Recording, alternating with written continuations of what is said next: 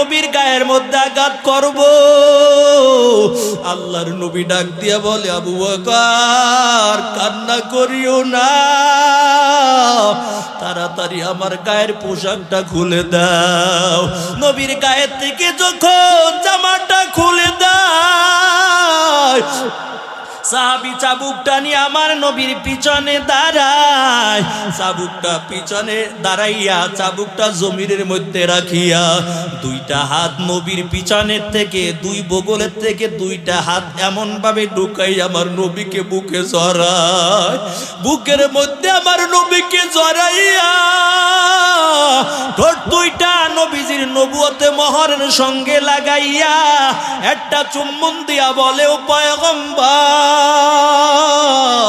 আপনার গায়ের মধ্যে আমি চাবুকের আঘাত করতে আসি নাই, বরং অনেক দিন ধরে অপেক্ষা করতেছি আপনার নবুয়তে মোহরের সঙ্গে আমি কেমন করে চুম্বন দিব। ও পয়গম্বর, আমার ঠোঁট দুইটা বড় নাপাক, আমার শরীরটাও বড় নাপাক, এই শরীরটা আপনার নবীর শরীরের লগে লাগাইলাম, এই ঠোঁট দুইটা আপনার নবুয়তে মোহরের সঙ্গে লাগাইলাম, তবে আমার দিলে এখন দৃঢ় বিশ্বাস আর কোনোদিন জাহান্নামের আগুন আমাকে স্পর্শ করবে না।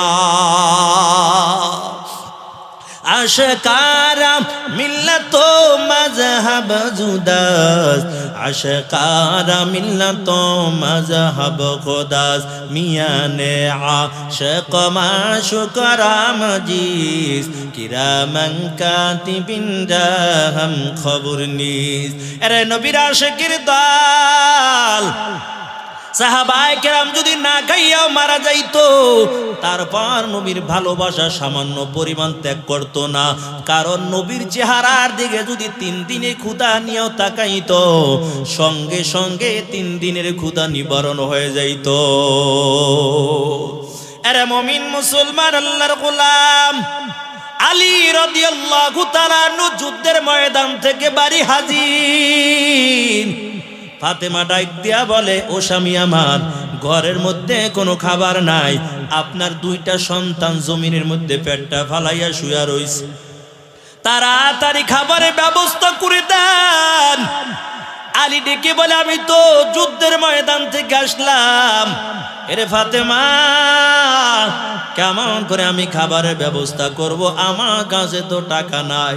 ফাতেমা ডেকে বলে, স্বামী আমার বাবা একটা চাদর আমাকে হাদিয়া দিয়েছিল, এই চাদরটা নিয়ে মদিনার বাজারে যাবেন, মদিনার বাজারে চাবুকটা ওই চাদরটা বিক্রয় করিয়া খাবার নিয়ে আসবেন। কিন্তু আলীর তো মনে চায় না যেই চাদরটা আল্লাহ রাসূল হাদিয়া দিয়েছেন, ওই চাদরটা আরেকজনের ঘরের মধ্যে যাবে, এটা আলীর মনে চায় না। আলী রাদিয়াল্লাহু তাআলা আনহু চাদরটা গায়ের সঙ্গে পেঁচাইয়া আমার নবীর সামনে থেকে যখন হেঁটে যায়, মায়ের নবী ডাক দিয়া বলে, আলী কোথায় যাও? আলী বলে, পয়গম্বর, আমার ঘরের মধ্যে কোনো খাবার নাই, তবে আমি একটু মদিনার বাজারে যাই, ফাতেমা এই চাদরটা দিয়েছে বাজারে বিক্রয় করব, তবে আল্লাহর নবীর মনে চায় না যে এই চাদরটা ফাতেমার ঘরে ছিল, এই চাদরটা আজকে অন্য একজনের ঘরে চলে যাবে। আল্লাহও জানায়, পয়গম্বর, আলীর মনেও চায় না, আপনার মনেও চায় না, তবে আমি আল্লাহও চাই না এই চাদরটার মালিক আজকে অন্য লোকে হয়ে যাবে, এটা আমি আল্লাহও চাই না। আল্লাহর নবী আলীকে ডাক দিয়ে বলে, আলী, তবে শুনো, খাবারের ব্যবস্থা হয়ে যাবে, চিন্তা করিও না।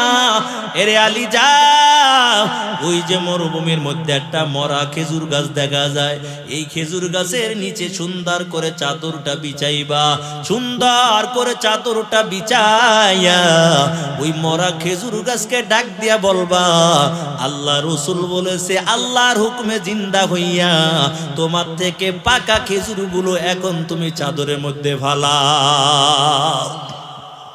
আল্লাহ রাসূল যখন বলে দিলাম, আলী আর চিন্তা করলো না, তাড়াতাড়ি দৌড়াইয়া যায়, মরা খেজুর গাছের নিচে চাদরটা বিছায়, ডাক দিয়া বলে, ও মরা খেজুর গাছ, কে পাঠাইছে জানো? আল্লাহ রসুল পাঠাইছে, তবে তাড়াতাড়ি আল্লাহর হুকুমে জিন্দা হইয়া তোমার থেকে পাকা খেজুর গুলো এখন আমার চাদরের মধ্যে দিবা। কথাটা বলতে দেরি হয়, ওই মরা খেজুর গাছটা সঙ্গে সঙ্গে জিন্দা হইয়া পাকা খেজুর গুলো টপ টপ করে চাদরের মধ্যে পড়া শুরু হয়ে গেছে। কাদের কুতুম রব